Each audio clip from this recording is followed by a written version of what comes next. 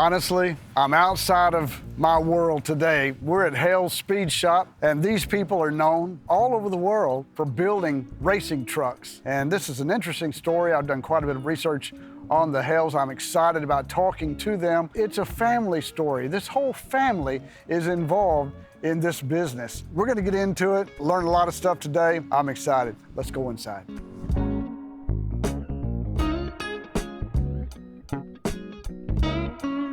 Well, here we are. We're inside Hale's Speed Shop, and I got to tell you, I'm a fish out of water in here. We're going to learn a lot of stuff about it before the Hales arrive. But this is their retail shop. They sell clothing all over the planet. You'd be amazed at how much they sell. This is kind of their go-to. All the plaids. That's Nathan. The plaids and hats. I think I heard them just pull up. I think what I might do is, before they come in here, I may go put a lot of this stuff in my car. How about that? Don't tell them. Here, we'll go out here and meet them. They're probably gonna say, what in the world are they doing? Let's go! I stole some hats and stuff. Colin said, take whatever you want. What's up, buddy? You all right? Yep, all right? How are you doing? I'm good. Did you learn anything today? Oh, yeah. You didn't learn anything. Yeah, I did. Look at you. How you doing, Nate? You doing good? buddy? I'm good. I'm good. Hey, dude. How are you, I'm Jenny? great. Good to I see am you. great. Good to see you. Well, let's just start right here. I might have to take this for a spin. Oh. Let me look inside here. I'm gonna sit in it. And you built this from the ground up. Yeah, pretty much. I ain't got time for this interview. I'm gonna go cruising the streets, you know, back in the day, you know, get the girls and stuff, you know what I'm saying?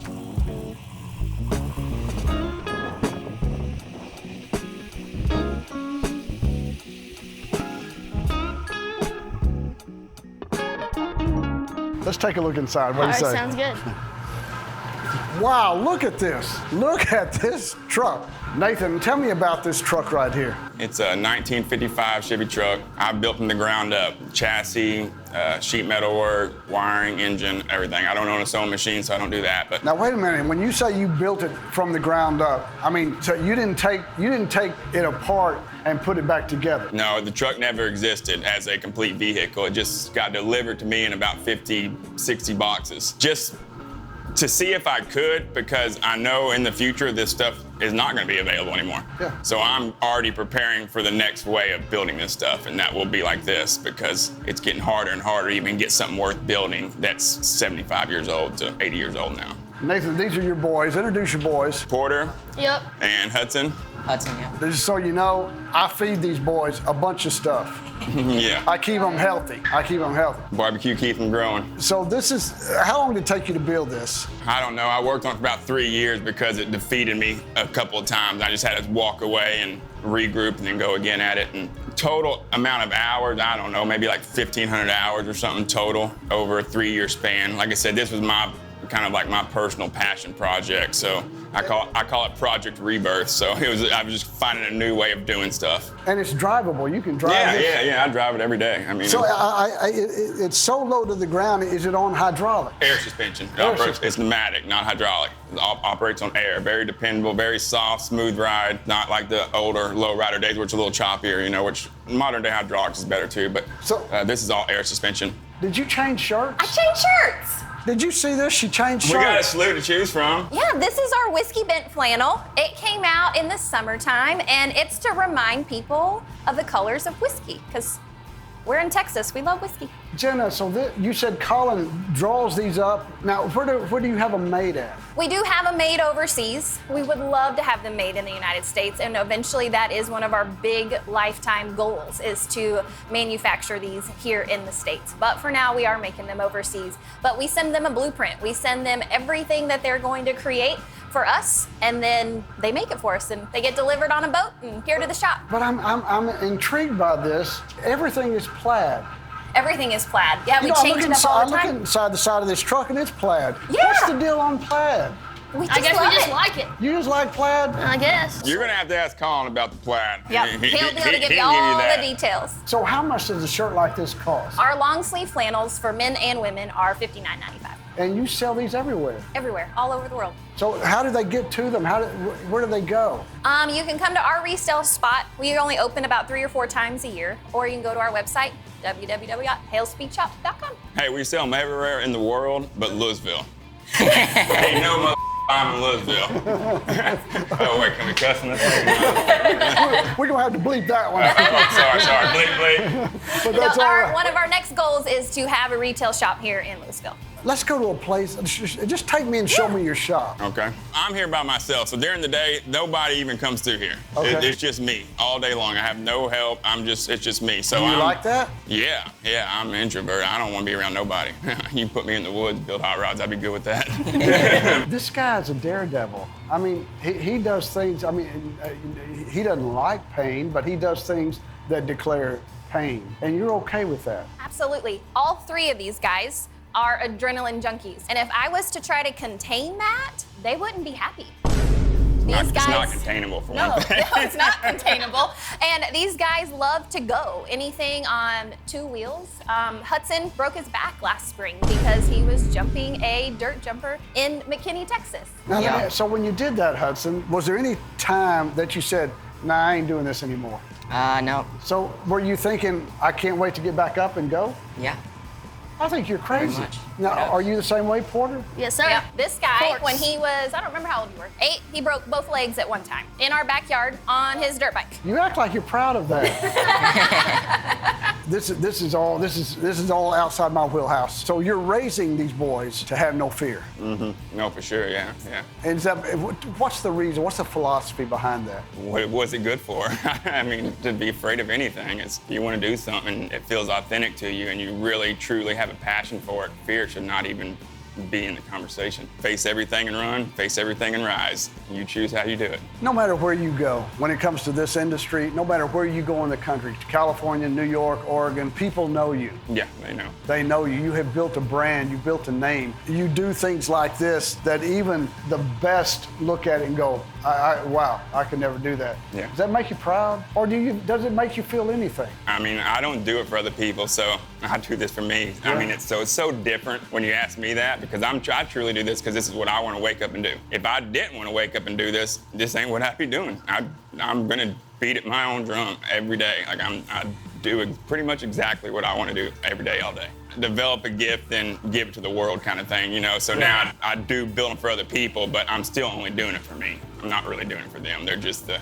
You know how rare it is for anybody to find who they are in this world? Oh yeah, it's hard to do these days. It's hard. I mean, people work for a paycheck because they have bills to pay, but to find your passion and be able to develop that to where you are somebody, that's what you have done. Yeah, no, it's crazy. No, I look at it all the time, and I look at how other people do. I'm like, man, I can't even imagine living like that, being told what to do every step of the way of your day. You were in the restaurant one day and I asked you, I don't know if you remember this, but I asked you about when you go to work, you said, when I want to. And I'm thinking, well, I want that, Yeah. you know. So, No, but that's what you're talking about. I've never wore a watch. I don't care what day it is, the time. None of that matters to me. I get up and do what I want to do until I'm tired and go to bed and hang out with these people and do it again the next day. And I'm okay with just that forever. And whatever else comes from me doing this is what will come. Do you get tired of it? I mean, so every day you're thinking, you're everything's geometrically drawing it out. Yeah, I mean, I still draw on paper and cut out of cardboard, then transfer to metal. I can hand cut pretty much everything. It's something new every day. Nothing's repetitive, so it's never gonna get old. Nathan, you have an unusual family in that you're so close, and y'all do just about everything together. Yeah, very tied together. What do you do when he gets hurt? Do you hurt with him, or do you? Oh yeah, I mean, it hurts together. Do you for get sure, scared? it hurts bad. All 3 of them. When they told me this one broke his back, It hurts us worse than the person. Yeah, for sure. For sure. And what did I tell you? I said, oh my gosh, I'm going to throw up. Didn't I? When we were in the middle of the ER that day, it was just me and him, and these 2 went home to take care of the dog and all that good stuff. And the scariest injury was, back when he was real young in Oregon and had to come. I wasn't with him that day when he got hurt so bad in Oregon, and had to come all the way back to Texas to get healed up. And getting that phone call was scary. But you were here. I was here. But you didn't see it, but you heard about it, and you didn't know how bad he was hurt. You just knew he was hurt. Yep. let's continue through the shop. And we're going to keep talking because I got a lot of things to unpack. This is how it starts. I want to show you. So this is how, this has already been worked on now, but this was the original 2 frame rails. Then I designed the rear suspension with this. This is the airbag and all it operates off. So these fill up with air and lift the car up. So are you building this for someone? Yes, I'm building it for a customer. This is a customer's car. I'm here by myself and I work by the hour. So one build that lasts me, 3 to 4 months or however much I want to work on it. A project like this will take you a half a year, a year? Yeah, less than that, yeah. I mean, it depends on how hard I go at it. The older they get, the more time I end up being with them, so these projects drag out a little longer. So when you say you work by the hour, what does that mean? What do you charge by the hour? And you don't take just anything. I mean, No, I turn more stuff down than most shops get, because I don't, if I don't have the insulation in it right off the bat, then that's it. It ain't gonna work, if I can't put some passion into it, what am I going to create, So a guy comes to you, I mean, it's a 50-50 chance that you're going to do something. Yeah. You have to feel it right off the bat. Yeah, and I gotta see who I'm dealing with. I know self-worth very well, so, when somebody comes to me, I'm the talent here. If you need me, I don't need you. They got a whole line of customers waiting. Right. So it's, your money don't mean much to me. So, I want to have a good experience and have fun doing this. And money has a funny way of interrupting that, but it don't with me. So I have to make sure the customer I'm dealing with, that don't affect him either. Like I said, if you have to ask me a price, you're in the wrong spot. I don't get prices. I don't tell you how long it's going to take, when you're going to get it. Don't work by a deadline. So I do it as I want. So your customers, they have to have money. Yeah. I mean, if they start nickel and diming you, it's not your deal. Am I off base by saying, she's got another shirt on, look at the doggone and what's going on here? These bills, they could go up to $250,000. It can go up to whatever somebody's willing to spend on the parts side of it. The labor that I make stays pretty generic baseline. Motors, transmission, the quality of the rear end parts that we have to buy, like the gear setup and the housing, stuff like that. I can't build all this stuff. Some of this stuff is purchased. So wheels can vary from $1,000 to $15,000. So yes, there's big variables. Like obviously that's my truck. I run plain steel wheels. I spend too much money on jet skis, dirt bikes, and all that. I have fancy wheels on my truck. I'd be willing to give you $1,000 for that truck today. It'd probably be worth that. This right here. Now, will you choose the motor? The customer already had a motor that was good. It's a late model LT1 motor that comes in the new Corvettes and like that. So. Okay. So it's a brand new. All this stuff's fueling. It's all run off like a computer system. Like that truck gets 28 miles a gallon. It's very modern and a lot of technology involved in it too. We plug a laptop into it to work on the tuning and stuff. It's very sophisticated as far as the way they run and how efficient they are and dependable they are. It's not like a 1955 truck. That's just got the shape of it. Is this the only air conditioning you have? Yeah, I don't like AC, man. It ain't no good. It'll make you weak. Nuts. Here we are. We're in Texas. We're in August. It's 105, and you don't mind this. No, I love it, man. All day detox. drink a lot of water, keeps the body healthy. But what about the middle of the winter? I mean, do you kind of... Oh, you come in the winter, you'll be sweating in here too. Oh yeah, the heaters are on, garage doors shut. Oh, it's the same temperature in the winter in here. Would not be cold. You will not be cold. No, you come in the winter, you're like, oh my God, this guy is crazy. Well, let's show me your stuff. Now, before we go further, without exaggeration, I can say I have never seen a garage so organized. I mean, I look over here, everything has a place. Look, the hammers are lined up, everything's got a place. I like reset twice a day. So I never, to keep it clean's easy if you just keep it clean. So twice a day, I'll reset and straighten everything back up, and end of the day, I clean everything every day. There's never a day you're gonna walk in here and it doesn't look like this. Is he the same way at home? No, he can't be because of me. No, I've learned how to activate and turn off that OCD gene. That's a skill trait too. So when on my way home, I have to rip it out and put it on the doorstep and pick it back up in the morning to go to work. Because that don't exist. That's organized chaos. We get it all done. There you go. Gets it all done. No, Somebody's got to do it. So, Hudson, let me ask you a question. How many thousands of times have you heard, put it back where you got it? This is just nuts. All these bolts in the right place. And so we just saw the chassis. And this is going on top of the chassis. Yes, I don't change the body. I mean, enjoy the mechanics of it. So I don't really get into changing the body and chopping the tops and any of that. I mean, I'm good with however that comes. I really enjoy building the chassis and rewiring, putting late model motor and technology in it, stuff like that, making it a car that you can really drive and, you know, get in and have a good time. It's something different about driving this stuff than the modern stuff, you know. So if you can make this stuff drive pretty modern, that's cool, you know. And I tell my customers, you know, if you spend $200,000 on this, it ain't gonna drive as good as a new Kia, but you can't experience that. That's a highly R&D car for a purpose thing. This is a hybrid of all kinds of one-off artistic stuff that's good. It drives really good. It ain't, you know, it's not as comfortable as a new car, but it's very comfortable. You know, it'll have good AC. You can see the AC box. Like, see, it'll have like late model AC that's all mounted in it, so it'll have good AC and wipers and stereo system. Was it like this when yeah, you it was got just like this. This guy bought this already restored. Okay. So I'm just basically. So it wasn't good enough for him. No, it's all bone stock, like a stock restoration. Okay. And it's cool for a while, but once you really, this guy wants to do the hot rod power tour, so I think they can do like 2,000 or 3,000 miles in a week or something like that, and that's kind of what we're getting this ready for. Now, what model is this? This is a '54 Chevy Bel Air. My favorite Chevy's a 56. 56, that's a good looking one. Yeah, I had a 56 one time, but you know what I learned? If you can't work on them, you don't need them. No, it's luckily when I'm done with them, it's a one-time deal pretty much. It's good for a long time. It's no more than pretty much like an oil change. It's almost as dependable as a new car. So Nathan, Trey, look at this again. They're like inches apart. Yeah. I can see Nathan coming over here doing this. No, I don't have to do that because my eyes equipped with that. They just do it. It's probably perfect just by doing it, just because I can see symmetrical, you know. You know what you can't do? Smoke barbecue. I hadn't tried. Give me a few days. No, I ain't doing that. So you love bikes. I mean, this is kind of where you started, right? Yeah, yep. I actually built this bike when I was in college. I rode it back and forth to UNT. You built this bike.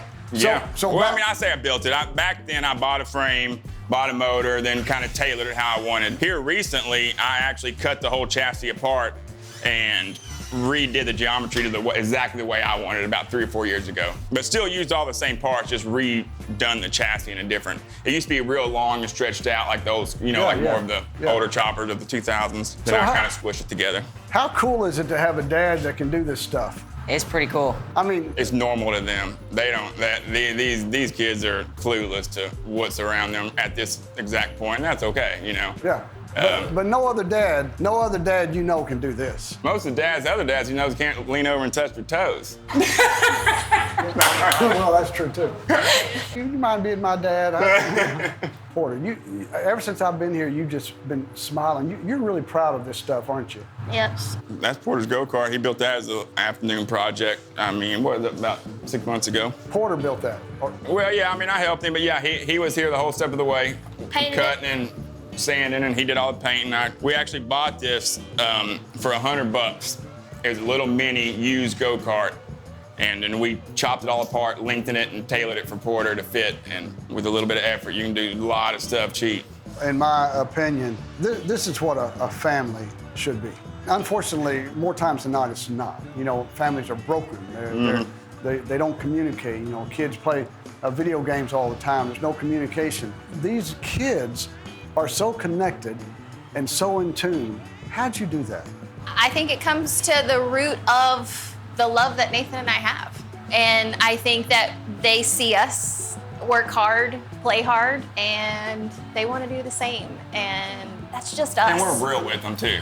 Very. Like, we talk about what actually happens in the world, not what the media puts on the world. Yeah. So they're more savvy than most adults. Yep. You know, most adults are asleep. They have no clue what's really going on, and these kids can probably educate most of them. You know, and it's just, we don't get our information from mainstream stuff. How do you punish them? Do you throw a wrench at them? No, I don't have to. No, we don't have to. We eat together every night as a family. Yeah. That's really important. Not every night do we sit at the table, but half of the week we do. We sit at the table. It's a tribe. Yeah. It's a tribe. So you have a retail shop. I want to get to the kids, to their truck their grandfather gave them, because I'm very interested. I saw you post on Facebook. These guys are working. They're building this thing. They're tearing it apart. They're building it, right? Yes. But let's go look at this stuff right here. Okay, first. let's go. Let's go.